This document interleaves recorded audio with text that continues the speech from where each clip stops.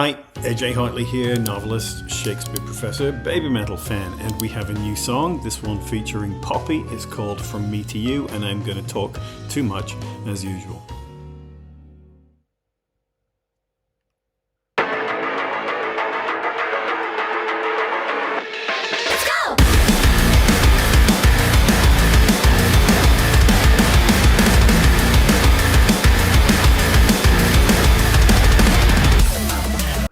Let me just say to start with how cool it is to see the new costumes which have that extra color spangle to it, which match the skyline, the fluorescence and the iridescence of the skyscrapers and the scape around behind them. I think that looks cool. And that Let's Go, launches us into the songs immediately.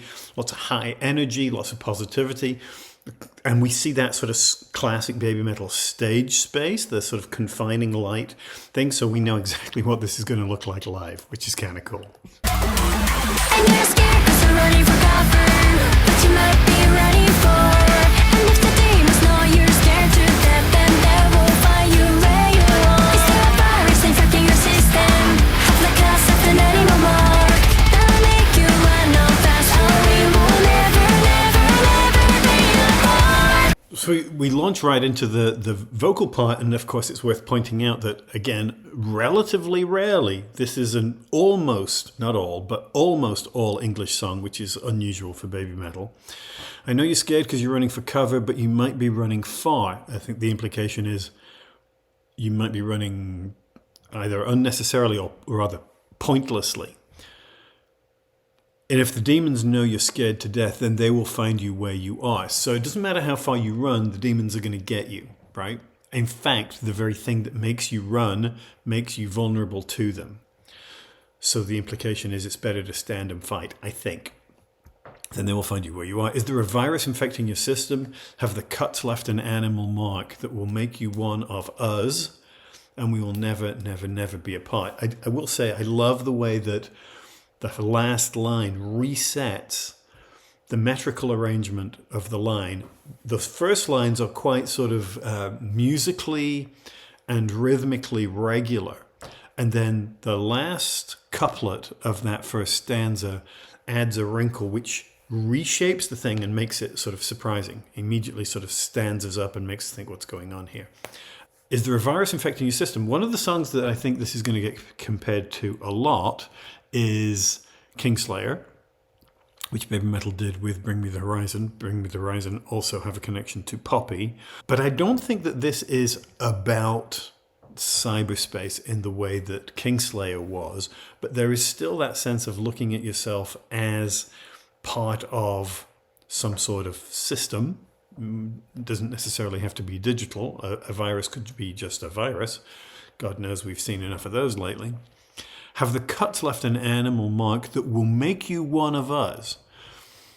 So the monsters being evoked, the demons, are sort of like, the classic werewolves and vampires and zombies, things that in biting you or cutting you or turn you into one of them. They make you monstrous through proximity to the monster. It's a sort of literalizing of that old, is it Nietzsche who says when you look into the abyss looks into you? The danger of spending too much time in the darkness is that you get contaminated by it.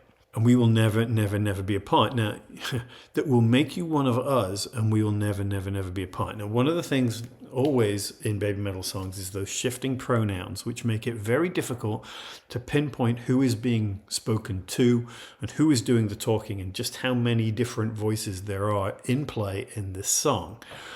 I think that we have 3 recognizable entities in this song, but 2 of them are aspects of the same person, and they are represented by Sue and Poppy.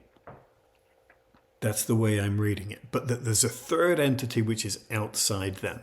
It's not a person per se, but it's much of what we're talking about and fighting against. And now sold your eye, and now hold true to a fragile line. With this rage inside me, give me to talk it, give me to talk it.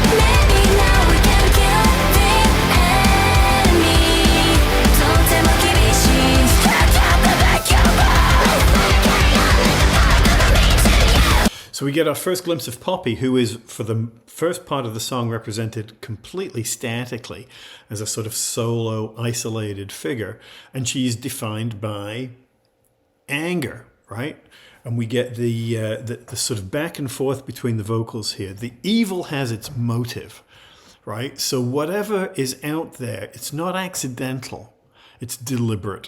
And then Sue's voice comes in, and now so do I, and it's smooth and calm and collected. And I love that. I love the shift. I'm not a huge fan of the really loud, growly metalcore vocal scream, but I like it when it's being used as a counterpoint to something else. And I think this is how it's working here.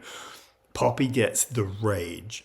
That's the part of the person that she's standing for, that she represents. And now so do I, is like, yeah, I am connecting to that. I'm connecting to that deliberation, that anger, and so on. And I'm turning it into something else. This line is a little hard to hear. It seems like she's saying I'm a whole creature of fragile life. It's not entirely clear, that might not be right, but that's what I'm hearing. And I'll focus on a couple of things. Fragility, obviously, is important, right? Because when you're standing up against bad stuff, you feel vulnerable. But there's a strength here also, because I'm a whole creature. And I think wholeness is important for this song because, as I say, it seems to me, and I'm speculating throughout here, but to me it feels like this is mostly a dialogue between aspects of the same person. The darkness, the rage on the one hand, the positivity, the optimism on the other. And it's wholeness that we're striving for, to somehow bring these two things together in ways that are productive. And then we move into the chorus, and I think it literalizes what I was just saying. With this rage inside of me, maybe now we can kill the enemy. And sung very cheerfully and positively, because she's acknowledging that we're taking control of that rage, the rage which is being voiced by the Poppy figure. In between those, we get the backing line, Kimi ni toroke, which is, you could say it's about delivering to you something, but it's as good a translation as any of from me to you. And Kimi ni toroke was also the name of a manga and anime going back 10, 15 years, which was ultimately a kind of high school romance story, but it centered on a girl who was outcast because she was creepy, right? People said she looked like the girl from The Ring and seemed to be in touch with supernatural elements. Is that relevant to this? Maybe not. But I think that sense of the divided person, right? Because in the end, in the story, it's all about her sort of connecting with somebody else who sees past this sort of creepy outcast exterior. Maybe it's that. Maybe there's something there. It's probably a clearer analogy than the Beatles song From Me to You, which has the same title, obviously. I always admire bands who are prepared to use the title of a massive cultural phenomenon and make it their own, which is part of what's going on here. Something inside me is becoming part of you, and in some cases, the you and the me are actually symbiotically related. It's part of a whole, I think. Maybe now we can kill the enemy. Totemo kibishi. It's so hard, it's difficult, it's harsh. The enemy is hard and difficult, or the act of killing the enemy is hard and difficult? Maybe both. Perhaps the latter more so. Stand up and make your voice. Let the fire carry on. Let the power go from me to you. So I think that's the idea, right? That we're harnessing rage. We're harnessing anger. We're harnessing things that are normally considered destructive and negative, and then trying to turn them into something positive that allows us to move forward, which is a very baby metal idea. We've been kicking around versions of this since the band first existed.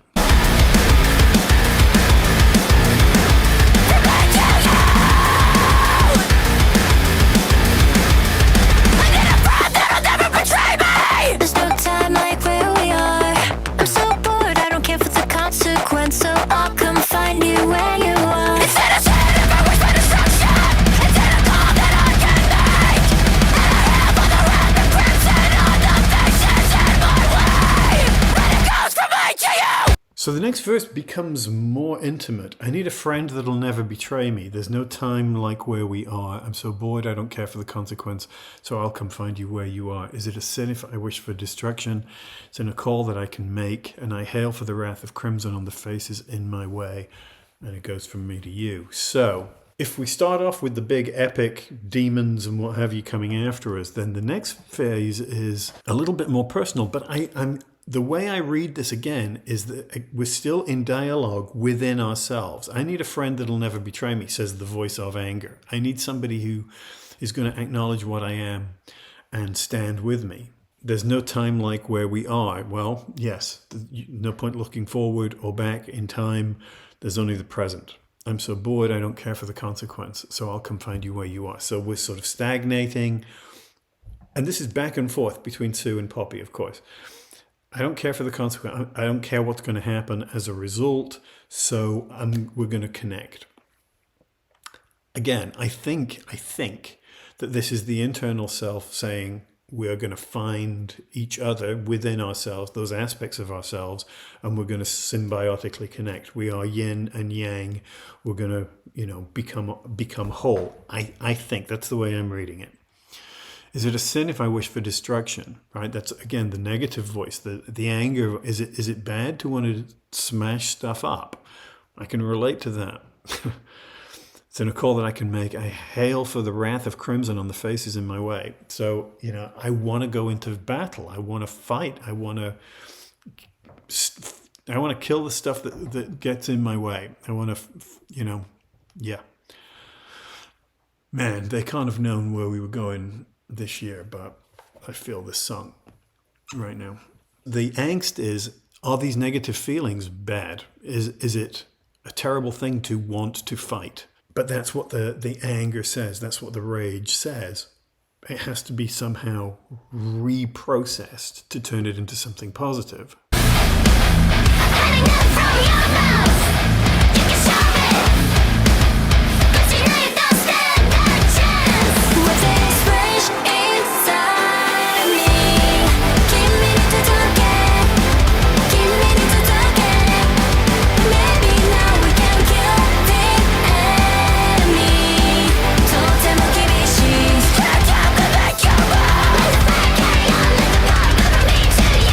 We go to the pre-chorus. And this is an odd moment. I've had enough from your mouth. You can shove it, but you don't stand a chance. Now, this is the first time. Initially, when I heard it, I was like, oh, is this the Sue Metal aspect of the personality fighting with the Poppy aspect of the personality? Maybe. Or is this the Sue Metal aspect embracing something of the Poppy side's anger and turning it outward into the fight against the third entity? What is that, right? So I said the first two entities are aspects of the person, the speaker, the singer of the song, the band as a whole, including Poppy. And there's something out there that we're fighting against. To me, this feels like it's directed at that third thing, the enemy. I'm not going to listen to you anymore. You can shove it. You don't stand a chance. That's the defiance that she has learned from that other aspect of her personality, I think. And then we go into the chorus with this rage inside of me.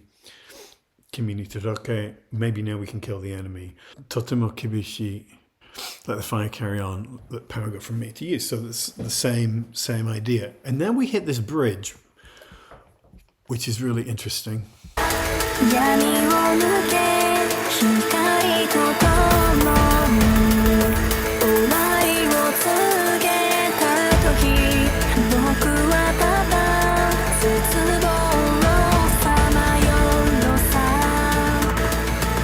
This, I think, is the most difficult part of the song. It's the densest part of the Japanese. And, I've spoken to a couple of Japanese speakers, and they are really struggling with it. There's a kind of lyrical, non-grammatical sense to it, but it's also just very open-ended. When I turn to the darkness and the light and announce the end, then I'm simply wandering in despair. It's not clear what is doing the turning and what is doing the ending. But I think the sense is when I acknowledge the darkness and the light within myself and try to reconcile them, they cancel each other out and leave me lost. Maybe this is the way I'm reading it, right? That I'm caught between the darkness and the light in ways that are paralyzing. And to me, it feels very like Akumano Rondo, the Rondo of Nightmares off the first album, with those images of being lost in the woods and something coming after you and all that kind of stuff. And it's those sort of nightmarish images of despair. And in that song, of course, they are left unresolved. It's just a dark image. Here, it's a moment where, yes, we're trying to harness the dark side and the light simultaneously and turn it into something practical. And we can't, because it feels like those two things are in opposition, and it just leaves us lost and paralyzed and despairing. And then the Poppy voice kicks in to say, that's not it. You're doing this wrong, 'cause at the end of the promise, so wicked up. I'm trying to wrestle you fucking reckless. Is this good intention? Is being justified? How trendy does you rest with your lies? Rest with your lies. And the Poppy voice cuts in with, you're doing this wrong. Because at the end of the promise, it's still looking up. So instead of light and dark canceling each other out in ways that are paralyzing, there's something optimistic here, right? That it's about harnessing these things together in ways that turn them into positive. And you can't think of them as being entirely in opposition, right? You have to be able to sort of unify them and turn them into something positive. I think I've quoted before Paul Weller's line from that Jam song, to love with a passion called hate, right? Sometimes the fury, anger is an energy, says Johnny Rotten in Public Image Limited, right? To take the negative feelings that make you furious and turn them into something positive. It's not a contradiction, right? It's still looking up. I cannot rest till you're fucking breathless. Has this blunt intention been justified? So I think we're battling with it within ourselves. I cannot rest till you're fucking breathless. So maybe it's a sort of stop talking, stop agonizing, says the Poppy voice to the other aspect of herself. Has this blunt intention been justified? Kind of an odd phrase, says the positive side. It's like sort of bickering within your own selfhood. Or is this part directed out to that third entity? Maybe it's that, because hung from the edges, you'll rest with your lies. Rest with your lies. That feels like a war cry to me. And it's not against themselves, because what we then move into is the chorus, which goes back to a unified position. The rage inside of me, which is outward looking. Maybe now we can kill the enemy. And we see it in the video, right? That the Poppy figure mutates from this sort of static, powerless entity, turns into the demon dragon thing. And they're not battling with the Baby Metal characters. They're now sort of looming over them as an entity looking outwards. We're ready to fight. And you can see the demon dragon actually mouthing the words that Poppy sings, right? So the analogy is clear. That's what she has become. But she's now unified with Baby Metal figures. They're not fighting each other. They're fighting outwards. Inside me, give me to talk it, give me to talk it. With this rage inside me, give me to talk it, give me to talk it. And, you know, I love the way that we see that light, right? Because it's not just the rage inspiring the positive side. The positive side also inspires the rage, and it transforms it. It makes her powerful. So she becomes something else. And that moment is musically marked by the key shift that lifts the whole song and takes it up to a next register where everything becomes more effusive, more positive. I love that. That's really cool. And this is also the moment where we get the backing vocal, a separate Sue track, which is more clearly digitally manipulated. That there's a lot of auto-tune on here. Personally, I'm not a fan of auto-tune, but I don't mind it when it's being used as a stylistic device, which it clearly is here. This is like a separate voice coming in, and it's almost like this is what happens with the Poppy voice gets transmuted, and now there's this extra underscoring. It's Sue, but it's not Sue. And what we're hearing is something which is sort of musically quite beautiful and, you know, sort of doing a kind of slightly jazzier riff on the main melody line, supporting it and ornamenting it around it. It's actually kind of lovely.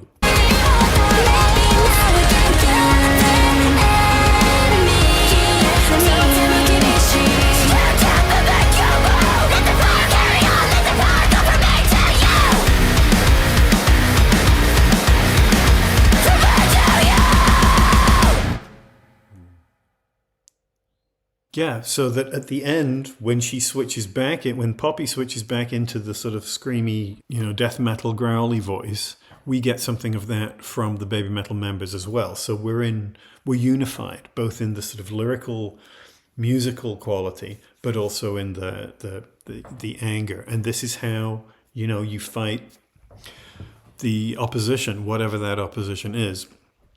You know, it's hard to imagine that they had a sense of where the world was going when the song was being recorded, but it feels like a call to arms, at least from my perspective. It is, of course, being Baby Metal, fairly unspecific as to what exactly it's fighting and how we're supposed to fight it.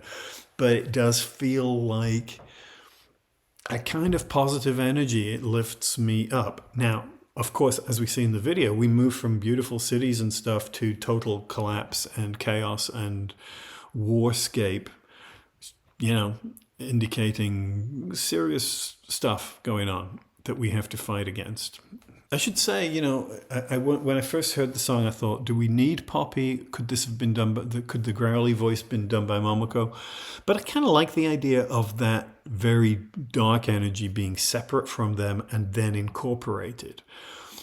Also, I would say, you know, a lot of people complaining about the number of collaborations being listed on the new album. To me, it's sort of a non-issue. Baby Metal have always been collaborators. The band, by definition, is a collaboration. It's three vocalists working with a whole production team and instrumentalists who are not technically part of the band at all. So it's all collaboration.